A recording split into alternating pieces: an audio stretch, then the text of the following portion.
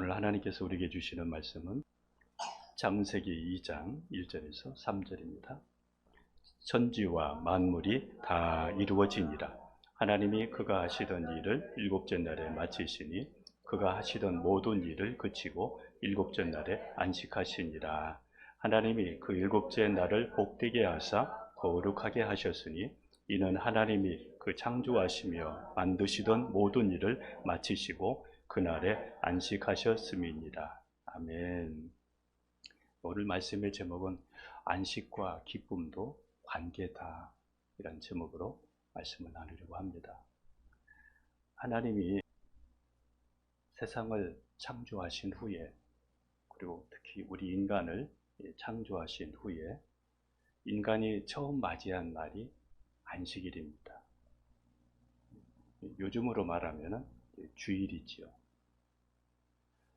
사람이 만들어지고 창조되고 처음 맞이한 날이 안식일이었습니다. 하나님은 이 안식일을 다른 날과 특별히 구별을 하셨습니다. 그리고 이 날을 복되게 하셨다고 말씀하셨습니다. 사람은 안식일을 보낸 후에 한 주간을 시작을 합니다. 오늘 주일을 보낸 후에 내일부터 시작을 하죠. 그래서 주일은 주의 끝날에 있는 게 아니라 항상 주의 시작을 합니다. 하나님께서는 10계명 중 제4계명에서 안식일을 기억하여 거룩하게 지키라고 또 이렇게 말씀하셨습니다.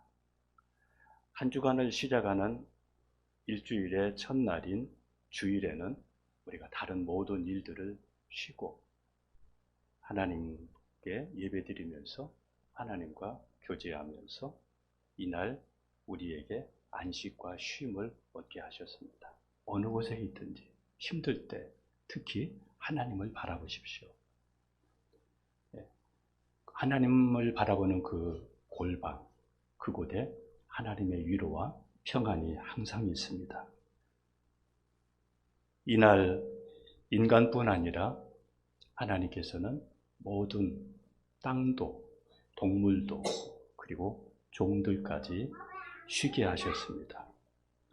하나님의 창조는 일곱째 날 안식하심으로 마무리가 되었습니다. 그러니까 일을 하면서 마쳐지는 것이 아니라 쉬면서 창조 사역이 마쳐졌습니다. 그러니까 안식이 중요하다는 겁니다. 하나님과 함께 보내면서 하나님과 함께 하면서 우리 마음에 안식과 쉼을 넣는 것, 이것이 중요합니다. 이 진짜 안식과 쉼은 물질에서 오는 것이 아니고 세상에서 오는 게 아니고 하나님과의 관계에서 오는 것입니다. 한 주간을 시작하는 한 주일의 첫날, 우리는 모든 일에서 손을 떼고 하나님께 이렇게 예배드리는 것, 오늘 이 날이 복된 날입니다. 인간이 범죄한 후에 사람은 땀을 흘리면서 수고해야 먹고 살 수가 있었습니다. 그래서 사람들에게는 안식이 필요합니다. 또 사람은 흙으로 만들어졌기 때문에 연약합니다. 그래서 안식이 필요하고 쉼이 필요한 것입니다. 무엇보다도 죄가 이 세상에 들어오면서부터는 우리가 정신적으로 또 심리적으로 육체적으로 더 힘들어졌기 때문에 우리는 하나님께 나와서 하나님 앞에 우리가 송구한 것, 또 잘못한 것은 회개하면서 안식과 또 자유와 기쁨을 가질 수가 있습니다. 우리에게 살다 보면 미숙해서 쌓여지는 죄들, 그리고 가끔씩 솟아나는 그러한 죄들, 하나님 앞에 우리가 하나님 앞에 나가서 하나님께 기도할 때, 예수님 이름으로 기도할 때 그 죄 문제가 해결될 수 있다는 것. 만일 죄 문제가 해결되지 않고 그게 쌓이고 쌓인다면 아마 우리는 못 살 것입니다. 그런데 주님이 있고 하나님이 계시기 때문에 우리가 잘못했어도 하나님 앞에 나가서 회개하고 다시 시작할 수 있으니까 우리가 안식과 쉼을 가질 수가 있는 것이죠. 예수님도 이 땅에 오신 목적을 이렇게 말씀하셨습니다. 은혜의 해를 전파하기 위해서 오셨다, 이렇게 말씀하셨는데, 누가복음 4장 18절, 19절을 같이 보겠습니다. 같이 갑니다. 주의 성령이 내게 임하셨으니 이는 가난한 자에게 복음을 전하게 하시려고 내게 기름을 부으시고 나를 보내사 포로된 자에게 자유를, 눈먼 자에게 다시 보게 함을 전파하며 눌린 자를 자유롭게 하고 주의 은혜의 해를 전파하게 하려 하심이라 하였더라. 여기 은혜의 해라는 것은 희년을 말합니다. 희년. 희년은 50년 만에 한 번 이렇게 찾아옵니다. 그래서 희년이 찾아오게 되면 종들도 다시 돌아가게 되고 자기 집으로 돌아가게 되고 종에서 자유를 얻게 되는 것이죠. 그리고 돈이 없어서 땅을 팔았는데 이제 희년이 되면 그 땅을 다시 찾을 수도 있고 땅도 쉬고, 이것이 희년입니다. 예수님께서는 이 땅에 오셔서 포로된 자에게 자유를 주셨고, 눈먼 자에게는 다시 볼 수 있게 하셨고, 그리고 병든 사람에게는 건강을, 또 가난한 사람에게는 부유함을 주심으로써 안식과 쉼을 우리에게 허락하셨습니다. 한번 고린도후서 8장 9절을 볼까요? 우리 주 예수 그리스도의 은혜를 너희가 알거니와 부유하신 이로써 너희를 위하여 가난하게 되심은 그의 가난함으로 말미암아 너희를 부유하게 하려 하심이라. 예수님이 하나님이셔서 부유하시지만은, 그러나 우리를 위해서 가난하게 되신 것은 예수님의 부유함을 우리에게 주시기 위함입니다. 그래서 예수님 안에 부유함이 있고 안식이 있고 쉼이 있습니다. 그래서 예수님께서는 이렇게 말씀하셨습니다. 수고하고 무거운 짐진 자들아, 다 내게로 오라. 내가 너희를 쉬게 하리라. 죄의 짐, 또 인생의 짐, 지옥의 형벌의 짐을 지고 있는 우리에게 그 짐으로부터 쉼을 주시겠다. 예수님이 오라는 것입니다.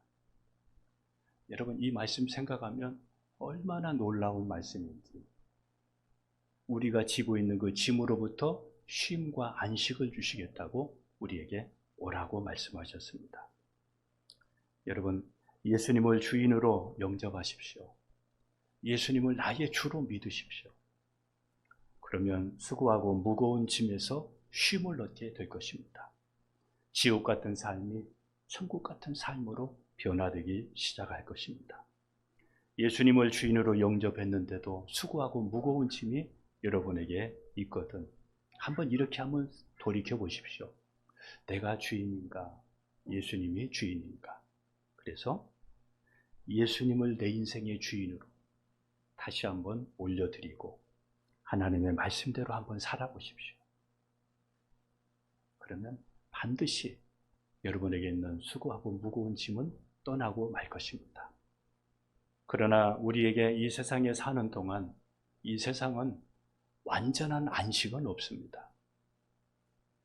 완전한 안식은 예수님이 다시 오실 때 하나님 나라에서, 천국에서 이루어지는 것입니다. 우리가 육신을 가지고 살아가는 이 세상에서의 안식은 하나님과의 관계를 통해서, 또 말씀 붙잡고 기도하면서 그때그때 우리는 공급받아서 우리가 안식과 평안을 누릴 수 있지만, 그러나 이 안식의 진정한 최종 목적지는 하나님의 나라입니다. 이와 같이 안식과 쉼은 하나님께로부터 오고 예수님과의 관계에서 오는 것입니다. 두 번째입니다. 하나님께서는 사람을 창조하시고 사람을 어디에 두셨습니까? 에덴에 두셨습니다. 에덴이라는 말은 기쁨과 즐거움이라는 뜻이 있습니다. 낙원이란 또한 뜻도 있습니다. 그럼 어떻게 하면 이 에덴과 이 기쁨과 이 에덴의 즐거움을 우리가 누릴 수 있고 또 지킬 수 있을까요? 창세기 2장 9절을 보도록 하겠습니다. 여호와 하나님이 그 땅에 보시기 아름답고 먹기에 좋은 나무가 나게 하시니 동산 가운데 생명나무와 선악을 알게 하는 나무도 있더라. 에덴 동산에는 특이한 두 나무가 있었는데 하나는 생명나무가 있었습니다. 그리고 두 번째는 선악을 알게 하는 나무가 있었습니다. 에덴에서 이 생명나무를 먹으면 영생할 수가 있었습니다. 왜냐하면 생명나무니까. 여기에 나와 있는 이 생명나무는 신약의 예수 그리스도를 상징합니다. 요한복음 1장 4절에 보면 이런 말씀이 있습니다. 그 안에 생명이 있었으니, 예수님 안에 생명이 있다, 이렇게 말씀했습니다. 예수님 안에 영원한 생명이 있습니다. 그래서 여러분 힘들 때, 어려울 때, 저도 제가 정말 좋아하는 말씀이 히브리서 12장 2절입니다. 믿음의 주요 온전케 하시는 이인 예수를 바라보자. 그는 그 앞에 있는 즐거움을 위하여 십자가를 참으사 부끄러움을 개의치 아니하시더니 하나님 보좌 우편에 앉으셨느니라. 사역할 때도 또 우리가 생활에서 힘들 때 여러분은 누구를 바라봅니까? 여러분 예수님을 바라보십시오. 예수님 바라보면 회복이 됩니다. 상처에서 회복이 되고, 예수님 바라보면 금방 위로가 되고, 예수님 바라보면 꿈이 생기고 그렇습니다. 예수님은 생명나무입니다. 예수님께서 이렇게 말씀하셨습니다. 다른 이로서는 구원을 받을 수 없나니 천하 사람 중에 구원받을 만한 다른 이름이 우리에게 주신 일이 없다고 말씀했습니다. 사람들은 이렇게 이야기합니다. 왜 다른 종교도 많은데 왜 기독교만 믿어야 되느냐, 이렇게 말하는 사람이 있습니다. 그런데 우리는 여기서 알아야 됩니다. 예수님 안에 생명이 있기 때문입니다. 예수님 안에만 생명이 있습니다. 그래서 우리는 예수님만 믿어야 된다고 전하고, 여러분도 예수님만 믿기를 축복합니다. 요즘에는 종교다원주의가 많습니다. 다 구원이 있다고 합니다. 아닙니다. 그거는 속이는 겁니다. 가짜입니다. 진리는 하나입니다. 진리는 오직 예수 그리스도입니다. 그 다음에는 생명나무 다음에는 선악을 알게 하는 나무가 그 중앙에 있었다고 이렇게 말씀합니다. 선악을 알게 한다, 이 말은 선악을 분별하고 또 판단할 줄 알게 된다, 그런 뜻입니다. 선악과를 따먹기 전에는 사람들이 부끄러운지 또 선인지 악인지를 몰랐습니다. 이것은 하나님만 가지고 계셨습니다. 하나님은 먹기에도 좋고 보기에도 좋은 아름다운 각종 나무의 열매를 동산에 가득 심고 또 거기에 많은 열매를 주시면서 자유롭게 그 열매를 임의로 마음껏 먹을 수 있게 하시면서 선악을 알게 하는 나무만큼은 먹지 말라. 먹는 날에는 반드시 죽으리라. 반드시 죽으리라. 이렇게 말씀하셨습니다. 선악과는 하나님께서 법으로 정해놓으신 하나님의 계명, 곧 하나님의 말씀입니다. 창세기 2장 16절 17절을 보겠습니다. 여호와 하나님이 그 사람에게 명하여 이르시되 동산나무는 내가 임의로 먹되 선악을 알게 하는 나무의 열매는 먹지 말라. 내가 먹는 날에는 반드시 죽으리라 하시니라. 자, 사람은 하나님의 형상으로 지어졌기 때문에 창의성이 있습니다. 그래서 교만하면 언제든지 자신을 위한 바벨탑을 쌓기도 하고 자기가 왕이 되고 자기가 주인이 되려고 하는 그런 근성이 누구에게나 있습니다. 하나님께서 이 세상을 창조하시기 전에 천사를 만들었는데 그 천사 중에도 어떤 천사장은 소식을 전하는 천사가 있고 어떤 천사는 하늘의 군대 장관으로서 역할을 하는 천사가 있는데 그 중에 하나님을 찬양하는 천사가 있었는데 그가 어느 날 나도 하나님처럼 되고 싶다 이렇게 교만하면서 타락했는데 이 말씀도 한번 볼까요? 이사야서 14장 13절 14절입니다.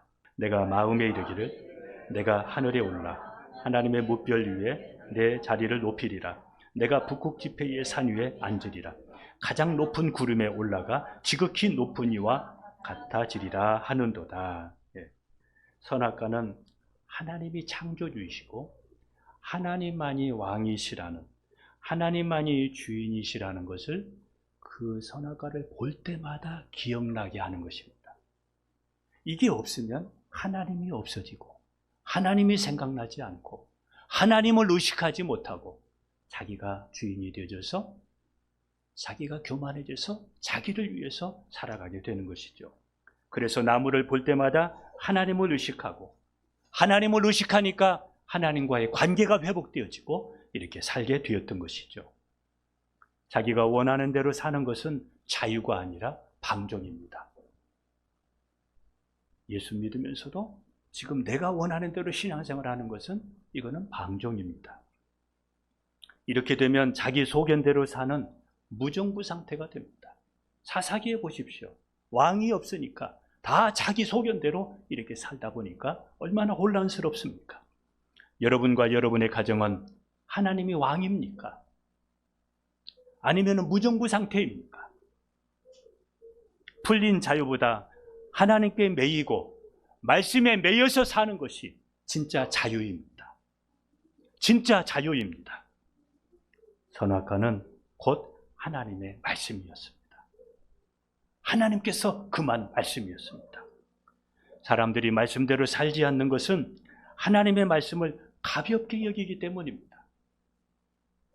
여러분이 하나님의 말씀을 크게 여긴다면 말씀대로 살 것입니다. 다른 것은 다 먹어도 선악을 알게 하는 나무의 열매는 먹지 말라. 내가 먹는 날에는 반드시 죽으리라. 이렇게 말씀하셨는데도 따먹었습니다. 그러므로 우리는 하나님의 말씀을 절대적으로 여겨야 됩니다. 우리가 하나님의 말씀을 절대적으로 여기지 아니하면, 생명처럼 여기지 아니하면 우리도 하나님의 말씀대로 못 살 것입니다. 하나님의 말씀은 절대적이다. 하나님의 말씀대로 살아야 된다. 내 마음에 이런 선포가, 내 마음에 이런 마음들이 내게 있어야 하나님의 말씀대로 살려고 하고 하나님의 뜻대로 살려고 하는데, 요즘 예수 믿으면 말씀대로 다 안 살아도 되는 뭔가의 특권이나 있는 것처럼 말씀대로 살지 않는 사람들이 너무 많습니다. 말씀대로 살지 않는 사람이 너무너무 많습니다. 예수님은 율법을 폐하기 위해서 오신 것이 아니라 율법을, 하나님의 법을 완성하기 위해서 오셨다고 말씀했습니다. 말씀을 생명처럼 여겨야 말씀대로 살 수 있습니다. 왜? 이 말씀은 곧 하나님이시니라 이렇게 말씀하셨기 때문입니다. 사람이 어떻게 말씀대로 살 수 있어? 이렇게 말하는 것은 사탄이 우리에게 주는 생각입니다. 여러분의 마음속에 이런 마음이 있으면 하나님의 말씀대로 살지 못하고 여러분이 주인이 되어져서 여러분 마음대로 신앙생활을 하게 될 것입니다. 우리는 사람을 따라가서는 안 됩니다. 교회에 따라가서도 안 되고 하나님의 말씀을 따라가야 마지막까지 승리할 수 있습니다. 하나님 없는 인생은 우리 자신이 어디서 와서 어디로 가는지 알지를 못하고 그저 이 땅에 살다가 죽으면 그냥 지옥 가고 맙니다. 그러나 우리는 하나님의 피조물이기 때문에 하나님의 말씀대로 우리가 살아야 됩니다. 예수님처럼 우리가 하나님을 믿고 예수님처럼 하나님의 말씀을 따르고 예수님은 하나님의 말씀에 죽기까지 복종하시면서 하나님의 말씀에 순종하셨습니다. 여러분이 이런 믿음을 갖지 않으면 우리의 신앙은 불법 신앙으로 전락하고 맙니다. 어느 날 많은 사람들이 예수님께 왔습니다. 예수님, 제가 선지자 노릇했습니다. 귀신을 쫓아냈습니다. 제가 권능을 행했습니다. 그때에 예수님이 말씀했습니다. 불법을 행하는 자들아 내게서 떠나가라. 내가 너희를 도무지 알지 못하노라. 이렇게 마태복음 7장 21절 이하에 이렇게 말씀했습니다. 오늘 우리가 불법 신앙을 가지고 우리가 살아갈 수 있고, 어느 날 우리가 주님 앞에 갔을 때 내가 너희를 도무지 알지 못하노라, 그 사람이 내가 될 수도 있습니다. 말씀이 뒷받침되지 않는 삶은 헛된 삶이고, 그리고 우리의 인생을 불행하게 한다는 것을 우리가 기억해야 됩니다. 우리도 말씀대로 살지 않는 것이 지금 습관화될 수가 있습니다. 이게 잘 안 고쳐집니다. 말씀은 말씀이고 나는 나고 말씀대로 안 삽니다. 내가 하나님이고 내가 원하는 신앙을 가지고 살려고 하고 하나님의 뜻대로 안 삽니다. 하나님의 말씀을 경외심을 가지고 대해야 되고, 그리고 하나님의 말씀대로 행할 때 예수님 안에서 우리에게 안식과 그리고 에덴의 기쁨을 유지할 수 있고 지킬 수가 있는 것입니다. 에덴에는 하나의 강이 또 흘러나와서 그 하나의 강에서 4개의 물줄기로 나누어서 흐르는데 4개의 강의 근원이 되었습니다. 그 첫 번째 강이 우리 비손강이고, 두 번째는 기온이고, 세 번째는 히데길이고, 그리고 네 번째가 유브라데 강이었습니다. 사람은 물이 있어야 살 수 있고 문명도 발달합니다. 그래서 여러분이 잘 알듯이 메소포타미아 문명은 유브라데 강에서 시작되고, 이집트의 문명은 나일 강에서, 그리고 중국은 황하 강에서, 인도는 인도스 강에서 이렇게 발전했습니다. 성경에 보면 에덴의 이 강이 하나님 나라에도 이 생수의 강이 흐르고 있었습니다. 그런데 이 성경의 이 물은 첫 번째는 예수님을 상징합니다. 요한복음 4장 14절을 한번 볼까요? 같이 갑니다. 내가 주는 물을 마시는 자는 영원히 목마르지 아니하리니 내가 주는 물은 그 속에서 영생하도록 솟아나는 샘물이 되리라. 이 세상은 사마리아 여인처럼 세상의 목마름이 끊이지 않습니다. 예수님을 내가 주인으로 영접하면 세상의 목마름이 사라지고 대신 영적인 목마름이 시작이 됩니다. 그래서 그 영적인 목마름을 가지고 하나님을 찾고 말씀을 찾고 주님을 찾고 그 관계 속에서 안식과 쉼을, 그리고 그 속에서 풍성한 삶을 살게 되는 것이죠. 두 번째, 이 물은 말씀을 의미합니다. 에베소서 5장 26절을 보겠습니다. 같이 갑니다. 이는 곧 물로 씻어 말씀으로 깨끗하게 하사 거룩하게 하시고.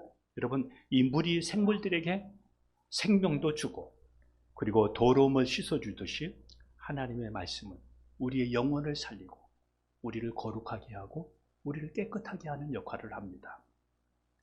에덴에는 강이 있기 때문에 목마름이 없고, 강물이 흘러가는 곳마다 사람과 동식물이 먹고, 그리고 자기의 사명을 다하듯이, 자기에게 맡겨진 일들을 다 감당하듯이 우리도 마찬가지입니다. 예수님을 주로 믿고 하나님의 말씀을 가까이 하고 우리 안에 말씀이 풍성하게 우리에게 거하면서 하나님의 말씀을 주야로 묵상하는 삶, 이것이 하나님이 원하는 복된 삶입니다. 시편 1편 1절에서 3절도 보겠습니다. 같이 갑니다. 복 있는 사람은 악인들의 꾀를 따르지 아니하며 죄인들의 길에 서지 아니하며 오만한 자들의 자리에 앉지 아니하고 오직 여호와의 율법을 즐거워하여 그의 율법을 주야로 묵상하는도다. 그는 시냇가에 심은 나무가 철을 따라 열매를 맺으며 그 잎사귀가 마르지 아니함 같으니 그가 하는 모든 일이 다 형통하리로다. 말씀으로 살 때 시냇가에 심겨진 나무가 철을 따라 열매를 맺으며 그 잎사귀가 마르지 아니함 같이 그가 하는 모든 일이 다 형통하리로다. 다 형통하리로다. 이 말씀이 여러분의 삶에서 이루어지기를 축복합니다. 예수님은 요한복음 15장 11절에 내 기쁨이 너희 안에 있어 너희 기쁨을 충만하게 하려 함이라, 예수님이 이렇게 말씀하셨습니다. 여러분, 우리가 예수님 안에 있고 하나님의 말씀을 가까이 하고 순종할 때 우리 안에 영적인 기쁨이 충만해지고 안식과 쉼을 우리가 가질 수 있는 것입니다. 우리는 하나님의 형상을 따라 만들어진 존재입니다. 하나님의 형상대로 우리가 만들어졌습니다. 구원은 죄사함 받는 그런 정도로 우리가 생각하지 않고 하나님과의 관계 속에서 하나님이 주시는 안식과 기쁨을 누리면서 우리는 살아가야 됩니다. 우리가 지옥을 면하는, 지옥만 안 가는 이러한 신앙에서 우리가 머물러 있지 않고 우리가 하나님과의 관계 속에서 예수님을 주로 믿는 삶 속에서 하나님의 말씀을 가까이 하면서 그 말씀대로 살면서 우리에게 기쁨이, 우리에게 영적인 또한 성장도, 그리고 우리에게 영적인 그러한 안식과 이러한 낙이, 우리에게 기쁨이 우리에게 있기를 주님의 이름으로 축복합니다. 여러분, 우리는 무엇보다 하나님과 좋은 관계를 맺어야 됩니다. 여러분의 가족들과도, 자녀들과 가족들과 여러분 좋은 관계를 서로 맺으십시오. 신앙은 관계입니다. 안식과 기쁨은 관계입니다. 누구와의 관계입니까? 하나님과의 관계이고 예수님과의 관계이고 말씀과의 관계이고, 우리 인생에 안식과 기쁨이 있고 이 관계를 통해서 우리에게 쉼이 있다는 것, 이 관계에 승리하는 여러분 되기를 축복합니다. 기도하겠습니다.